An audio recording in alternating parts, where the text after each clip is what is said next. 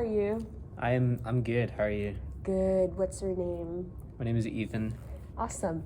What do you think happens after we die? Okay. So, I think that this is a great question. So, a lot of what it happens is sort of I don't know. I don't know. Mm-hmm. Oh gosh, I don't know the specifics of anything. I don't. It's something that I just don't know, and I'm okay with that. But I believe that those that know Jesus Christ and accept Him into their lives and give themselves up to Him and put their belief in that, then they are saved and they will go to heaven. That is what I believe. I do not know the logistics of that. I feel like that's not my job. I don't know what happens if you do not believe. I do not know for sure. I can't say, so I will not pretend to know. Okay. So, yeah. Next question. Does your belief or lack of thereof, where does your belief stem from? Well, the Christian faith, is kind of underground. I don't know if you've heard of it, but Totally underground. Yeah. So, And yeah. if you believe in a heaven or a hell or some version of them, what do you how do they look like? And you Yeah. Heaven, I think, I have a better idea of what that would be like. It's sort of I feel like it's described as a golden city. I don't know if that's how it actually looks. I feel like that might be just a way to describe it to people who have like a sort of a finite imagination, or humans, I guess. I think there's no sickness, no disease. It's the perfect place. I don't know what that looks like. I think, but in my head, a golden place with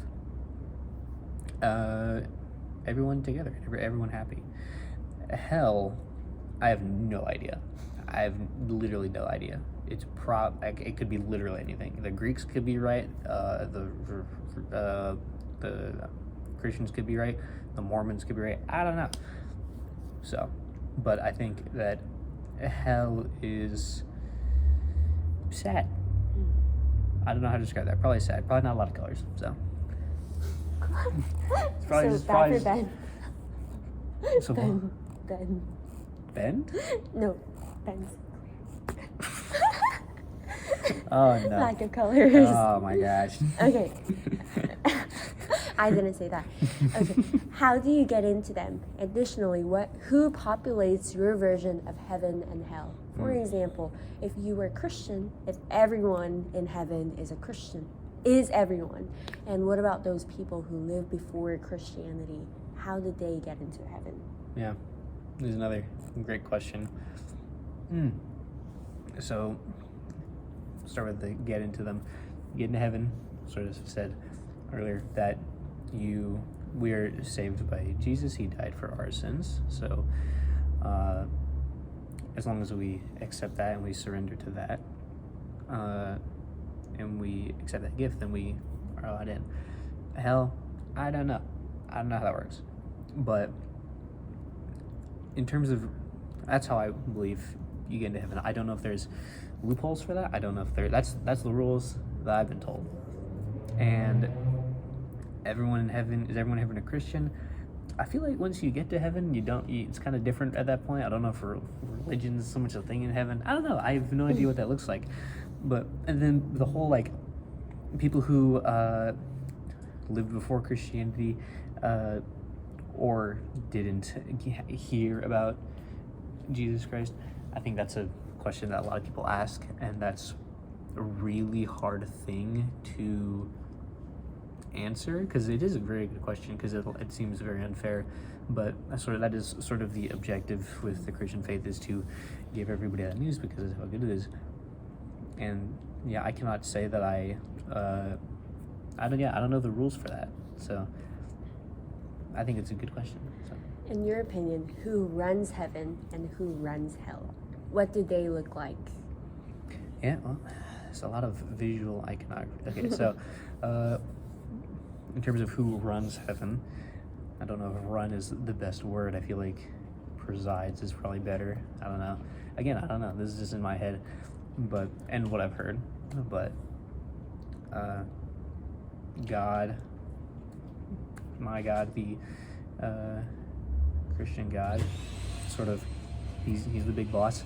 He is sits on the throne of heaven. That's, yeah, I guess he runs heaven. Who runs hell? It could. My best guess is that God would not necessarily run hell. I don't think that Satan. Satan probably. I don't know. I think God has. I believe that God has ultimate power over Satan. So I feel like God wouldn't give him a job like that. I don't like, because I feel like hell is a place of sadness and suffering, and then for someone to run hell, they'd have to be enacting that. I don't think that is something that my God would do.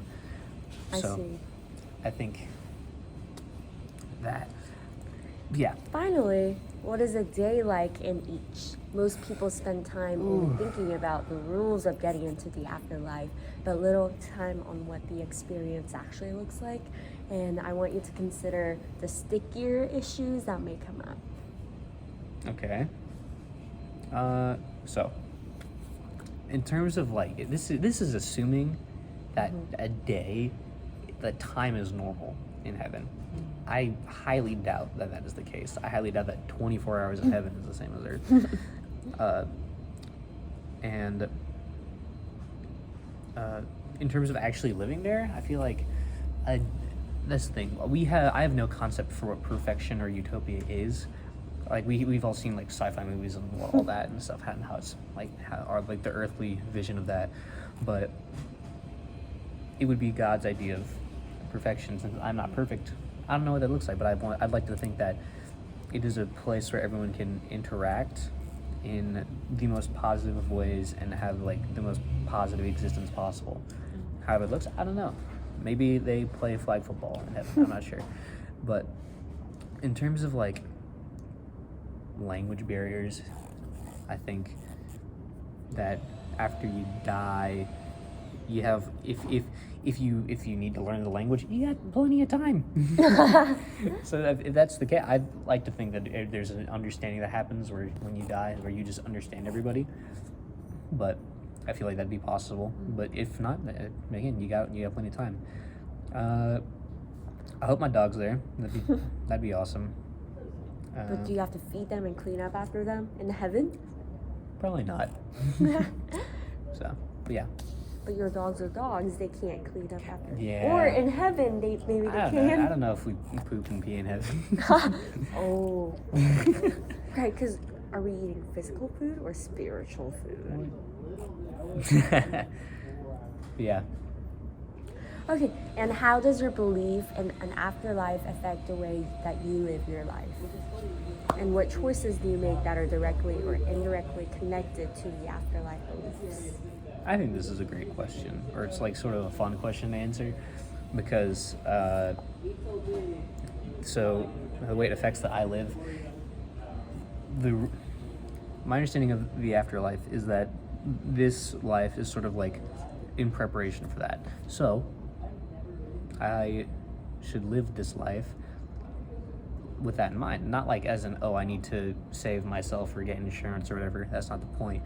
The point is that I should share the love that I have, try and bring the positiveness of the afterlife to today, and the more I love, the better. That's sort of by and large all that it boils down to. And that's also what I like about it, because if I'm wrong about literally everything, so what? I was nice to everybody. I wanted to treat everybody with kindness. I wanted to show love. I wanted to spread that. I wanted to make the world a better place. So that's why I don't like it when people in my religion use it as a means to enact earthly agendas rather than an agenda of love, because that's where it should be. So thank you so much for participating in this interview. thanks. And high five. High five. Thanks.